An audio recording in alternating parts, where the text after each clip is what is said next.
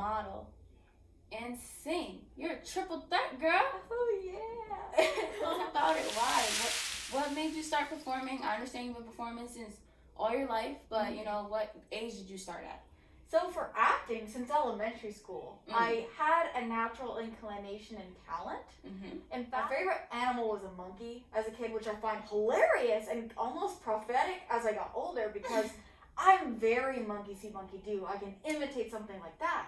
And I found that I had an understanding for acting very well and how to elicit those emotions to bring people into my world. And for singing, ironically enough, I am not a singer naturally at all. What happened was I'm a classically trained musician, so my main instrument's viola. I also play piano by ear, and I play violin vicariously because I play viola. Viola's harder. So because of that training background, I started 4th grade for viola, piano in 2nd grade, and acting during that time. So fast forward to 7th grade. I loved Evanescence. She was my jam. And I had found at an early age in 2nd grade, ironically, that I was able to imitate music that I could hear. I just started playing the piano and it happened.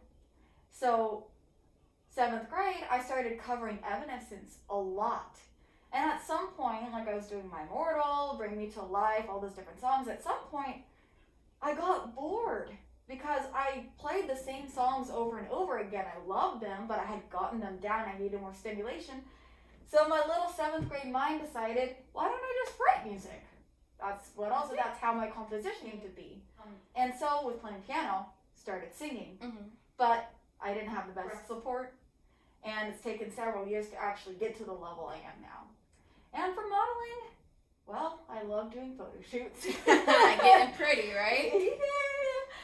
My aunt and my grandma, so my grandma's from Syria. Wow. And my aunt, my dad, my uncle, they're from Lebanon. So because my grandma, she married a Lebanese man. And she was Miss Damascus, like in 1950s or 60s, something like that. And my aunt, the same Aunt Mimi, she was actually Miss Lebanon in 1980. Wow. So we're very blessed. There's a lot of the good genes. Yes. And my mom's also very beautiful too. So yes, very beautiful modest, girl. very Yes, beautiful. definitely. So, how did you perform? And if you could change anything about the way you performed, what would it be? So performing at the arts? Yes. Okay. So far I've done my monologue and my singing. Essentially, I have other auditions coming up. For those, my monologue, I honestly feel is, for me, I'm content with it. I think one thing I would change, though, is I'm distracted with my nervousness of the monologue going over time. Because it's right at the 55-second when I fully act it out.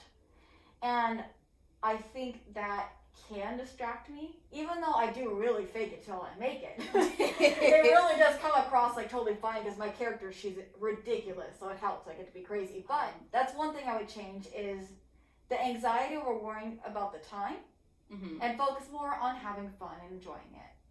And for singing, honestly, not the time issue, but I'm worried about breath support, etc. And it was honestly harder for me in the more intimate setting of round one, where it's just 2 agents in the room, very close up. That's harder for me than being on stage. On stage, I can... So, for singing, I would say really just... I know this may sound weird because it's not directly related to the actual performance, but a lot of the prep work is important. So keep breathing beforehand and also make sure I'm well fed. Yes. Because I find that when I'm fatigued, my breath support is not that good. And so staying hydrated as much as I can. Okay, so you hear that, young ladies and boys who want to sing? Breath support. All right. Do you have any words of encouragement for any young girls and boys who want to get into acting and singing?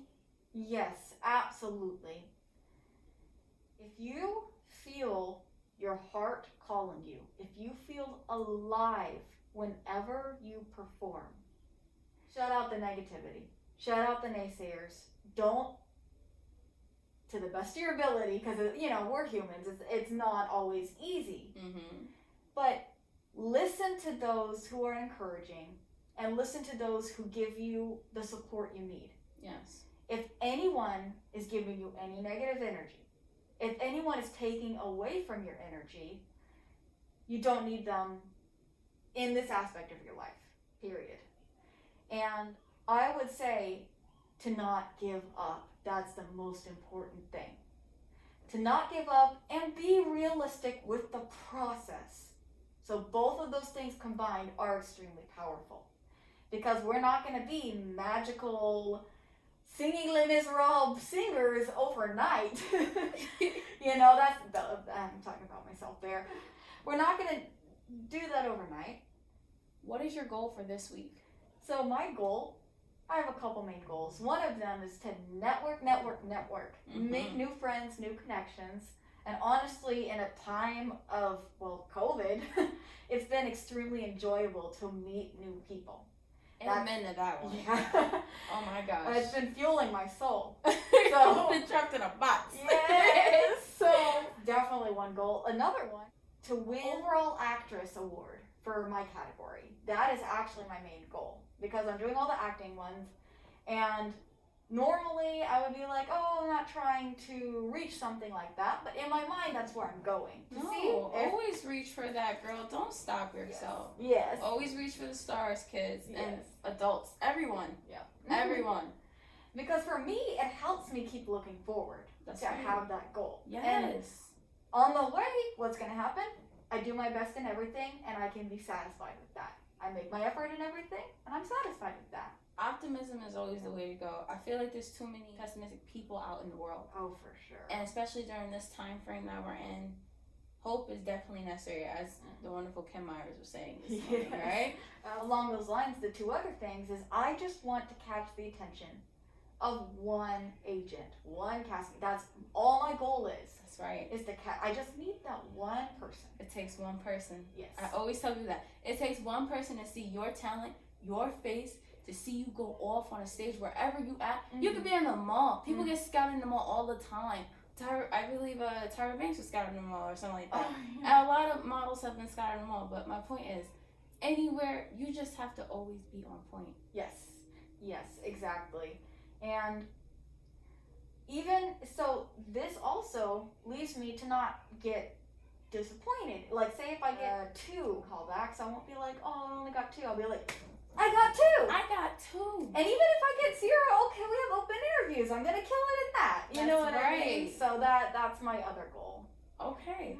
So, Nora Cripe, what have you learned about yourself as a human being at the arts this week?